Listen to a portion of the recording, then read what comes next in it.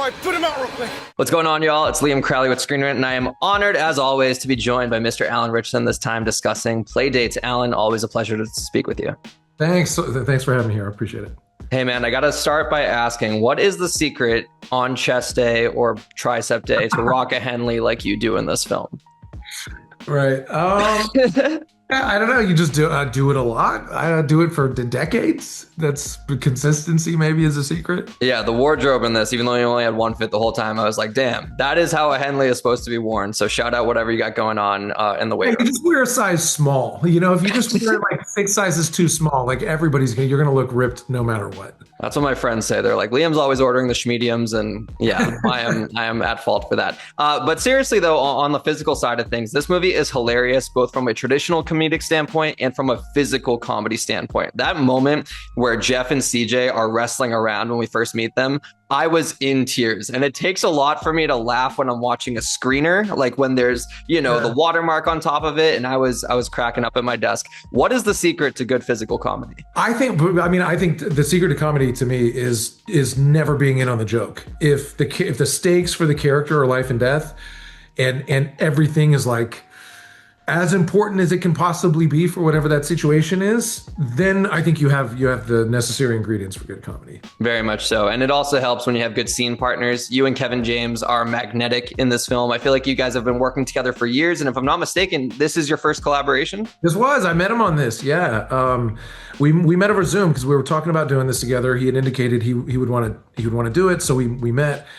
And I was just like, he's a super bright guy and takes his work very seriously. And so like, we really connected over the material and just over how the work is so important to both of us. And it was great. I mean, I was so impressed by him, and then getting to work with him on set, and to be on the receiving end of his like brilliant improv.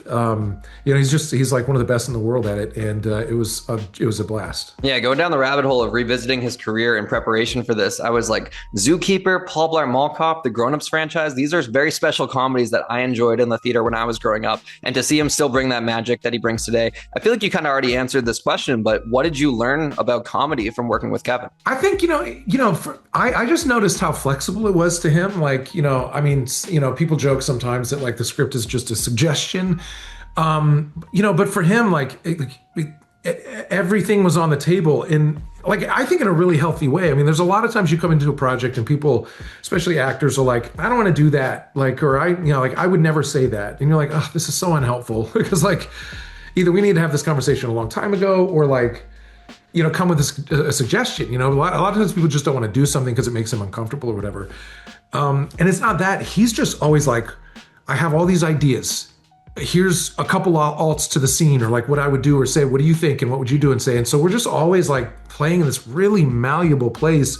And to me, that's like super exciting when you're with people who are like experts at that, and he's so good at bringing fresh ideas to every moment, and until it's in the can and we're done and the cameras have been locked back in the truck, like it's all on the table.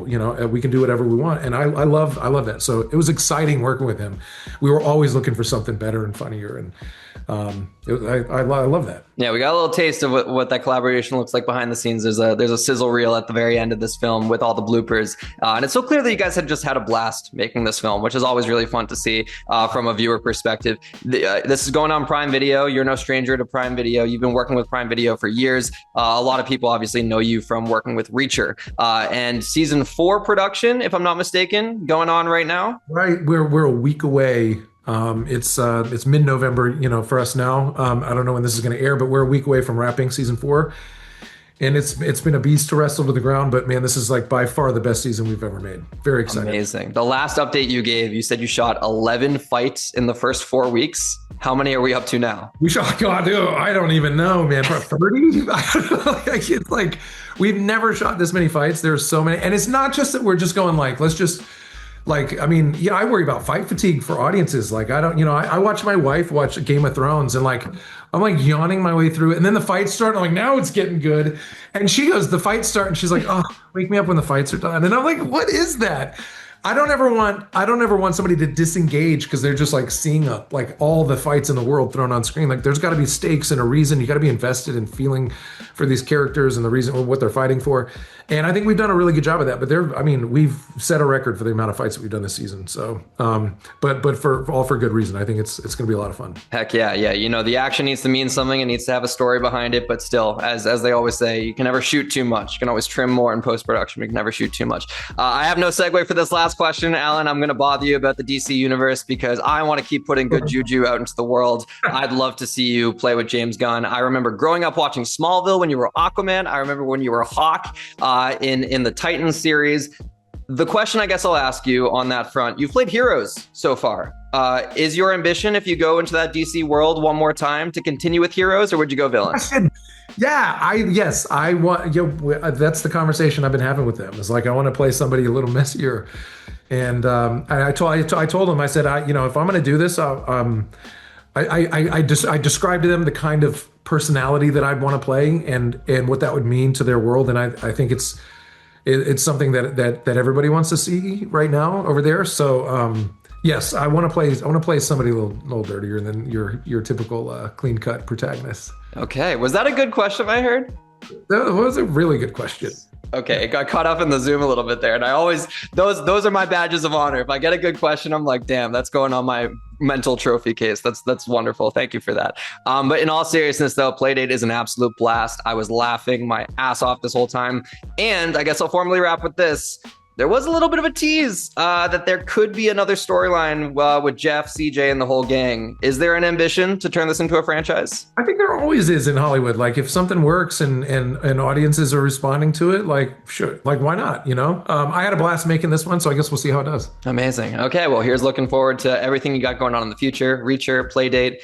And hopefully, fingers crossed for something a little messier in the DC world. Alan, it's always a pleasure. You're such a charisma, ball of joy. I love talking with you. And I also really love what you stand for, too, personally. So always a pleasure. Are you guys in like a high-speed chase or something? Second one today. Crazy, right?